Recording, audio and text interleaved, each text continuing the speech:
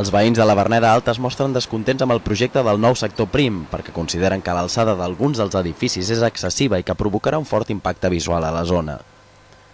Les noves construccions ocuparan l'illa delimitada per la Ronda de Sant Martí, el Pont del Treball i el carrer de Santander fins a Can Oliva. La superfície total del projecte és de 217.787 metres quadrats amb edificis d'entre 12 i 15 plantes.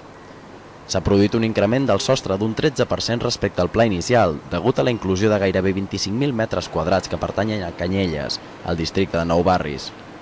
El Pla General Metropolità permet modificar un projecte sempre que es reubiquin els volums de protecció oficial. El districte indica que el canvi produït respon precisament a una reubicació dels metres quadrats.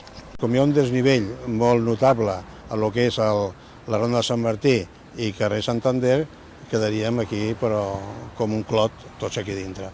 Això és el que demanem, que sobretot que no sigui una alçada molt pronunciada, que sigui el menys possible.